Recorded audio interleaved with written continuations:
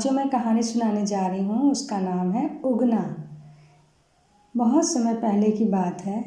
मिथिला में एक कवि थे विद्यापति। वह बड़े ही सरल स्वभाव के थे, पर उनकी पत्नी बड़ी ही कर्कशा और दुष्ट थी। वह भगवान शंकर के भक्त थे। प्रातः पूजा के समय आँखों में आंसू भरकर कहा करते थे कि हे भगवान, आपने ऐसी जोड़ी क्यों मिलाई? इससे अच्छा कुंवारा ही रखते तो आपका क्या बिगड़ जाता। पर भगवान शंकर भी क्या करते, कर्मों का फल तो भुगतना ही पड़ता है। कहा जाता था कि पूर्व जन्म में विद्यापति ब्राह्मण थे। वह बहुत ही उदंड और वाचाल थे। एक दिन उन्होंने एक बुढ़िया की गागर को अपना निशाना बनाया। गागर फूट गई, पानी गिर गया। बुढ़िया उस समय गुस्से से बोली, लड़के, मैं इस जन्म में तो नहीं लेकिन अगले जन्म में तुझे देख लूँगी। वही बुढ़िया विद्यापति की इस जन्म में पत्नी बनी। एक दिन भगवान शंकर से विद्यापति का दुख देखा ना गया। वह एक गरीब युवक का रूप धर करके विद्यापति के सामने उपस्थित हुए। विद्यापति को प्रणाम करके बोले, पंडित जी, आपका नाम सुनकर बहुत दूर से आ रहा हूँ। बहुत गरीब आदमी हूँ। मुझे आप अपनी सेवा टहल में रख लीजिए। आपकी बड़ी कृपा होगी। मैं घर और बाहर का सारा काम करूँगा। विद्यापति को उस पर दया आ गई। उन्होंने उसका नाम पूछा। तब उस गरीब युवक ने कहा कि लोग मुझे उगना कहते हैं। विद्यापति ने उगना को नौकरी पे रख लिया। चैत बैसाख के दिन थे। एक दिन विद्यापति ने सुबह सुबह उगना से कहा, आज मुझे नेपाल की यात्रा पर जाना है, तू भी साथ चल। उगना सामान का गट्ठर लिए आगे आगे चल पड़ा। विद्यापति पीछे पीछे चल रहे थे। कुछ ही दूर गए होंगे कि विद्यापति को प्यास लगी। उन्होंने उगना से गट्ठर रखने को कहा।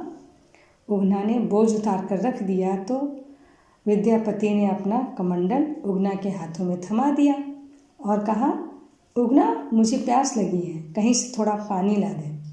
लेकिन वह तो जंगल था। दूर तक न कोई कुआं था और न ही कोई तालाब था। पानी मिले तो कैसे मिले? पर भगवान शंकर तो अपनी जटाओं में गंगा लिए फिरते हैं। भला उनके लिए पानी की कमी क्यों होती? उगना कुछ दूर जाकर ओट में खड़ा हो गया और उसने अपने बाल निचोड़े।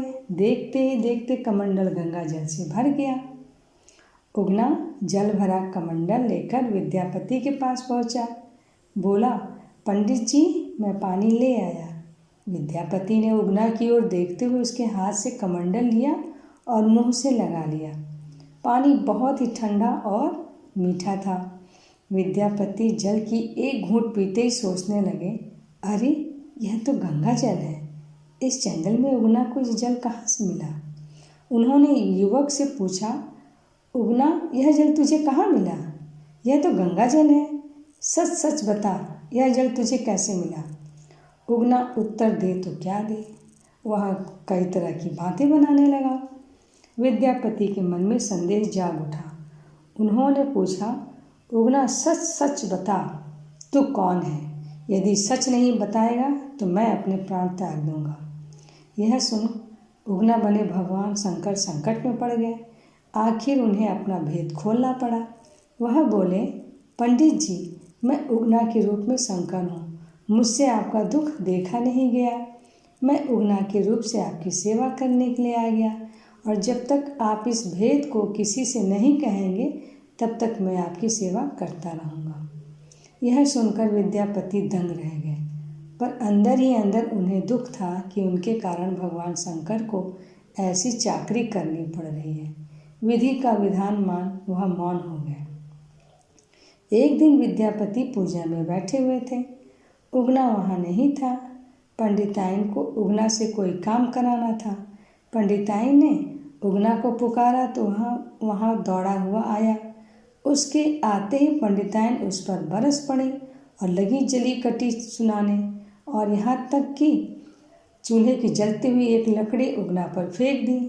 पूजा में मग्न विद्यापति की आंखें खुल गई। वह उगना को बचाने दौड़े और बोले, अरे देवी, बस बस रहने दे, उगना तो साक्षात भगवान शंकर है। विद्यापति का यह कहना था कि उगना रूपी भगवान शंकर गायब हो गए। उनकी पत्नी मौन खड़ी थी। अब दोनों पछता रहे थे। दोस्तों, आपको मेरी कहानी कैसी लगी? मेरी कहानी को ज़रूर से सुनिए और मेरी वीडियो को ज़रूर से लाइक करिए और साथ में ही मेरे चैनल को सब्सक्राइब करना मत भूलिएगा। धन्यवाद।